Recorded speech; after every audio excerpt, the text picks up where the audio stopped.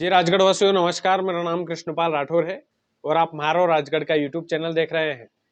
हम जानते हैं कि आज का दिन बड़ा महत्वपूर्ण है क्योंकि आज एग्जिट पोल निकलने वाला है। ये भी जानते हैं कि विधानसभा चुनाव में हमारा एग्जिट पोल थोड़ा सा गलत हो गया था। उसकी वजह से हमारे ही लोगों ने हमें काफी ट्रोल किया। लेकिन एग्जिट पोल मनुष्य ही निकालता है, मशीन नहीं निकालती है। तो इस बात का विशेष ध्यान रखें। हम भी मनुष्य हैं, मशीन नहीं है, तो एग्जिट पोल गलत हो सकता है। सबके अपने अपने अनुभव होते हैं। लेकिन आज राजगढ़ लोकसभा के लिए special analysis, special exit poll लेकर आया हूं कि कौन हारेगा कौन जीतेगा।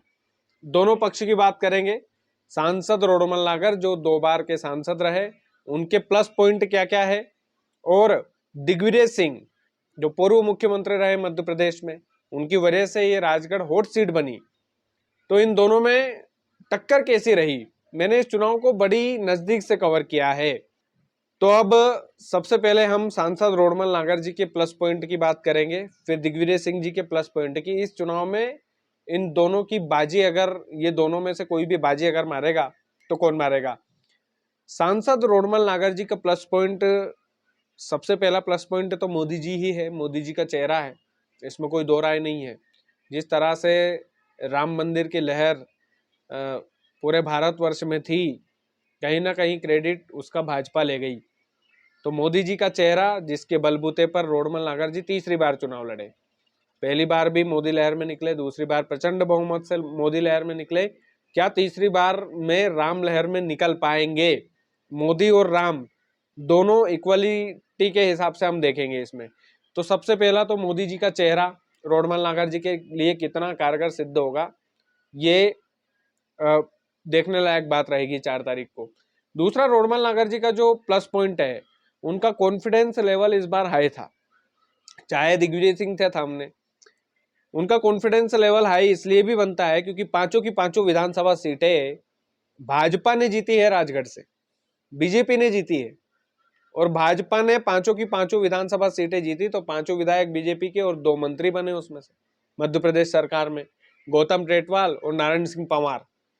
नारायण सिंह पंवार का जो समाज वाला फैक्टर है, वो नारायण सिंह पंवार पर कितना भरोसा करता है, ये भी रोडमल नागर जी के लिए बेनिफिटेड होगा कि नहीं होगा, ये भी देखने लायक बात रहेगी। वो 4 तारीख की पता चलेगी। लेकिन पांचों विधायक का जीत कर आना और फिर रोडमल नागर जी को टिकट मिलना, ये भी उनका प्लस पॉइंट है कि ऐसी स्थिति में जहां पर एकदम उलट नतीजे आए, लाडली बहना योजना का इम्पैक्ट ग्रामीण इलाकों की महिलाओं पर काफी ज्यादा हद तक भारी रहा, वहां पर रोडमल नागर हमेशा मजबूत। तो लाडली बहना इम्पैक्ट हम तीसरा जोड़ लेते हैं कि भैया लाडली बहनाओं ने क्या, जिस तरह से विधानसभा चुनाव में मत किए उस तरह से लोकसभा में किए। अगर किए हैं तो कोई संदेह की स्थिति नहीं है कि रोडमल नागर सांसद तीसरी बार भी बन जाए। तो ये 3 पॉइंट तो उनके हैं। पर्सनल छवि पर कितने लोगों को मना पाए, ये भी एक देखने लायक बात रहेगी। कहीं एंटी इनकम्बेंसी तो नहीं है इनके खिलाफ, कहीं अपनों के ही शिकार तो नहीं हो गए रोडमल नागर, ये भी चुनाव में देखने लायक बात रहेगी। अब दिग्विजय सिंह के प्लस पॉइंट इसमें क्या रहे इस चुनाव में। दिग्विजय सिंह के प्लस पॉइंट तो दिग्विजय सिंह का चेहरा ही रहा। राजगढ़ में जो कांग्रेस पार्टी है, उनका मनोबल, उनके कार्यकर्ताओं का मनोबल एकदम धराशायी हो चुका था, हम सभी जानते हैं। लेकिन जैसे ही दिग्विजय सिंह चुनावी मैदान में आते हैं, जैसे ही दिग्विजय सिंह को टिकट मिलता है, वैसे ही सारे कांग्रेस के कार्यकर्ता एकजुट हो गए। यानी कि जो एंटी इनकम्बेंसी हमेशा कांग्रेस में होती है, वो इस बार देखने को नहीं मिलेगी। पूरी कांग्रेस ने एक मत होकर चुनाव लड़ा है। तो दिग्विजय सिंह का सबसे बड़ा प्लस पॉइंट तो उनका चेहरा। दूसरा सबसे बड़ा प्लस पॉइंट कि कांग्रेस पार्टी में एक भी नेता राजगढ़ के अंदर ऐसा नहीं था जो उनके लिए मेहनत नहीं कर रहा था ग्राउंड लेवल पर। तो ये दूसरा पॉइंट। तीसरा सबसे बड़ा प्लस पॉइंट दिग्विजय सिंह का ये कि वो पद यात्रा करके बड़े बुजुर्गों को मनाने निकले। अब बड़े बुजुर्गों ने अपने नाती पोतों को कितना समझाया, ये देखने लायक बात रहेगी। चौथा दिग्विजय सिंह का प्लस पॉइंट है ये कि दिग्विजय सिंह ने जिस तरीके से वो जो पुरानी स्टाइल में जो चुनाव का प्रचार किया है, वो रोडमल नागर इस बार नहीं कर पाए। तो ये प्लस पॉइंट कहीं ना कहीं हो सकता है उनका कि भावुकता की, दिग्विजय सिंह स्वयं हमारे घर पर पानी पीकर गए गांव के लोगों में, भावुकता जो पुराने लोग हैं कि पूर्व मुख्यमंत्री राजा महाराजा की छवि, और दिग्विजय सिंह दरवाजे पर खड़े होकर उन बुजुर्गों को गले लगा रहे थे, उन बुजुर्गों के हाथ से पानी पी रहे थे, नाती पोतों के साथ में बैठकर नाश्ता कर रहे थे। तो ये दिग्विजय सिंह का प्लस पॉइंट ही है बॉस। अब हाँ, ये जरूर इसमें मान सकते हैं कि चुनाव एक ऐसी चीज है जो अच्छे अच्छों को ग्राउंड लेवल पर आने पर मजबूर कर देती है। तो ये मजबूरी समझो या फिर अपनापन समझो जो भी, लेकिन दिग्विजय सिंह को इसका फायदा मिलना है। तो आपने रोडमल नागर जी के 3-4 प्लस पॉइंट समझे। रोडमल नागर जी का पहला प्लस पॉइंट मैंने बताया मोदी जी का चेहरा। दूसरा प्लस पॉइंट बताया कि भारतीय जनता पार्टी ने जिस तरह से राम जी के नाम पर वोट मांगे, कमल के फूल के नाम पर वोट मांगे, मोदी जी के नाम पर वोट मांगे, वो कितना इम्पैक्ट छोड़ पाएगा। तीसरा plus point Ladli Behna impact, जिस तरह से पांचों की पांचों विधानसभा सीटें भारतीय जनता पार्टी के पक्ष में गई थी, उसका कितना असर होगा रोडमल नागर जी के पक्ष में, ये सबसे बड़ी बात रहेगी देखने लायक इस चुनाव में। तो रोडमल नागर जी का प्लस पॉइंट तो ये हो गया, और दिग्विजय सिंह के प्लस पॉइंट मैंने आपको बताए ही है। अब इन दोनों के माइनस पॉइंट बताते हैं, उसके बाद मेरा व्यू दूंगा कि राजगढ़ जिले में किसकी सरकार बनेगी। रोडमल नागर जी का प्लस पॉइंट मैंने बताया, माइनस पॉइंट की बारी है। माइनस पॉइंट सबसे बड़ा ये कि रोडमल नागर जी गांव गांव में जब वो सांसद थे तब क्यों नहीं गए। ऐसी छवि विपक्ष के द्वारा भी बनाई गई, कुछ अपने अपने लोगों के द्वारा भी बनाई गई उनकी, कि रोडमल नागर जी तो आते नहीं है भैया, खुशी हो या गम हो हमारे क्षेत्र का सांसद हमसे मिलता नहीं है। तो सबसे बड़ा माइनस पॉइंट रोडमल नागर जी का यही रहा। भारतीय जनता पार्टी में 2 बार सांसद रहे, 2 बार सत्ता में रहे, तो जाहिर सी बात है कुछ लोग नाराज तो होंगे उनसे। दूसरा माइनस पॉइंट ये कि सत्ता में बैठे व्यक्ति से कहीं ना कहीं नाराजगी तो होती है लोगों की। तीसरा सबसे बड़ा माइनस पॉइंट, एंटी इनकम्बेंसी का शिकार रोडमल नागर हो सकते हैं। एंटी इनकम्बेंसी यानी कि भीतरघात, अपनों से ही धोखा। अब हम सभी जानते हैं कि अपने कौन है, धोखा कौन दे सकता है। नाम लेंगे तो थोड़ा पर्सनल हो जाएगी, लेकिन भारतीय जनता पार्टी में जो पुराने कांग्रेस के नेता थे वो भाजपा में ज्वाइन किए, और रोडमल नागर जी के साथ वो भी टिकट मांग रहे थे, उनको टिकट नहीं मिला, टिकट उनका काट दिया गया। तो कहीं ना कहीं नाराजगी तो अपने ही लोगों से भी थी, अपने लोगों की भी थी। अब रोडमल नागर जी उनको मनाने में कितना सक्षम रहे, कितना नहीं रहे, ये देखने लायक बात रहेगी। और चौथा सबसे बड़ा माइनस पॉइंट रोडमल नागर जी उनके लिए खुद है। रोडमल नागर जी ने वाकई में क्षेत्रीय लेवल पर वो जो छवि एक सांसद की होती है वो शायद वो बनाने में नाकाम रहे, और अच्छी छवि हो सकती थी। हमारे क्षेत्र का सांसद हमसे मिलता, हमारे क्षेत्र का सांसद हमारे गांव में आता, ये लोगों के मन में बातचीत चल रही, तो ये भी एक माइनस पॉइंट, ये मैंने पहले नंबर पर भी बताया था आपको। तो ये माइनस पॉइंट रोडमल नागर जी के हैं। दिग्विजय सिंह के माइनस पॉइंट मैंने एक वीडियो पर्सनल बना चुका हूँ। दिग्विजय सिंह के माइनस पॉइंट ये कि वो कांग्रेस पार्टी में वर्तमान में है, मोदी जी के जैसा नेतृत्व उनके पास नहीं है। दूसरा सबसे बड़ा माइनस पॉइंट दिग्विजय सिंह का ये है कि जिस तरह से उन्होंने अपनों पर भरोसा जताया है, वो एंटी इनकम्बेंसी के शिकार मुझे नहीं लगता कि इस बार दिग्विजय सिंह होना है, लेकिन अगर हो गए तो कोई गारंटी तो है नहीं।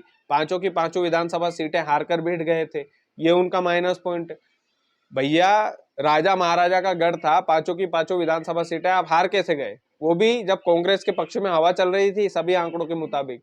तो ये दिग्विजय सिंह का माइनस पॉइंट। दिग्विजय सिंह का सबसे बड़ा माइनस पॉइंट कि जो हिंदू विरोधी की छवि उनकी विपक्ष के द्वारा बनाई जाती है कि ये तो हिंदू विरोधी है यार, ये तो हिंदू विरोधी नेता है यार। तो वो हिंदुत्व का जो तमगा भारतीय जनता पार्टी ने अपने ऊपर ले रखा है, और दिग्विजय सिंह की छवि हिंदुत्व के बलबूते पर खराब करते हैं ये लोग, तो वो कितना कारगर सिद्ध होगी। क्योंकि इन्होंने वीर सावरकर वाले बयान को जो उनकी किताब में लिखा था, दिग्विजय गाय काटने वाले को, वो शुरुआत में इन्होंने बनाया भारतीय जनता पार्टी के लोगों ने। और बहुत सारी चीजें रही, इनको लगातार बोलते रहे, मिस्टर बंटाधार की छवि बनाने में ये लगातार लगे रहे भाजपा के नेता। तो ये दिग्विजय सिंह का माइनस पॉइंट। अब जनता इस पर कितना भरोसा करती है कितना नहीं, ये तो आने वाली 4 तारीख को पता चलेगा। अब देखो मुख्य बात यह है कि ये जो चुनाव है ये देश का सबसे बड़ा चुनाव मैं मानता हूँ। देश की सबसे बड़ी रोचक सीट थी राजगढ़ लोकसभा सीट। इस पर अच्छे अच्छे दिग्गज नेताओं की जो है वो नजर रहेगी। चुनाव के दौरान भी रही, अमित शाह खुद आए, मुख्यमंत्री मोहन यादव 10-12 बार से ज्यादा बार यहाँ पर आ चुके, पूर्व मुख्यमंत्री शिवराज सिंह चौहान दिग्विजय सिंह के गढ़ में प्रचार कर चुके, उसके बाद में 2-2 मंत्री ऑलरेडी यहाँ पर प्रचार कर रहे थे। बड़े बड़े नेता दिग्विजय सिंह, बड़े बड़े रिपोर्टर आज तक, जैसे अंजना ओम कश्यप का हेलीकॉप्टर यहाँ पर उतरा, श्वेता सिंह यहाँ पर घूमती रही, बड़े बड़े नेता आए, बड़े बड़े पत्रकार आए, बड़े बड़े दिग्गज आए, क्योंकि दिग्विजय सिंह थे राजगढ़ लोकसभा सीट से। अब जो मैंने अनुभव किया है वो मैं आपको फाइनल डिसीजन, मेरा अनुभव है ये। देखिए, विधानसभा चुनाव में काफी सारी चीजें हुई थी। मैं मानता हूं कि जिस तरीके से मैंने एग्जिट पोल निकाले थे उसमें कई लोगों का आर्थिक नुकसान भी हुआ है। तो प्लीज मेरे कहने पर सट्टा वगैरह तो बिल्कुल मत लगाना। मैं स्पष्ट आदमी हूं, सट्टा लगाओगे तो मेरी कोई गारंटी नहीं है उसमें। बाद में ट्रोल भले ही कर लेना, लेकिन मेरा जो अनुभव रहा ग्राउंड लेवल पर, जिस तरह से मैंने कवरेज किया, गांव गांव में गया, मैं गांव गांव में काफी सारे बड़े कस्बे, काफी सारे इलाकों में गया, मैंने वहां पर देखा कि चाहे लहर भाजपा की हो, चाहे लहर भारतीय जनता पार्टी की हो, लेकिन दिग्विजय सिंह कहीं ना कहीं प्लस में है। अब लोग मुझे कांग्रेस ही बोल देंगे इस एग्जिट पोल के बाद, तो बिल्कुल आपका खुलेआम स्वागत है, उसमें कोई दिक्कत नहीं है। लेकिन कहीं ना कहीं दिग्विजय सिंह के प्रति जो इमोशनल भावना थी लोगों के मन में, वो इस चुनाव में काम आएगी। मेरा अनुभव बोलता है कि दिग्विजय सिंह कितने ही मतों से जीते, लेकिन वो जीतेंगे जरूर वो। और नहीं जीते तो फिर रोडमल नागर जी का जो राजनीतिक करियर है वो बेहतरीन तरीके से चमक जाएगा। हो सकता है वो मंत्री भी बने, मैं लगातार बोल रहा हूँ।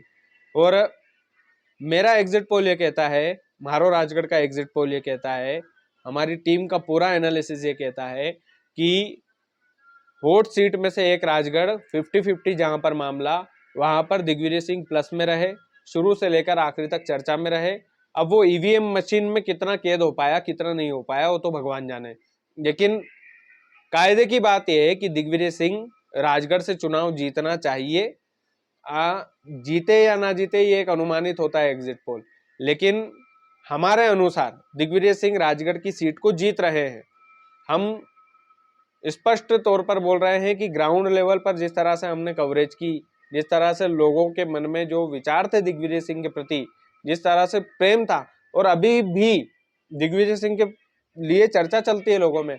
कुछ लोग बोलते हैं, यार भाई साहब हमने तो कांग्रेस को ही वोट दियो पर रोडमल नागर निकल जाएगा।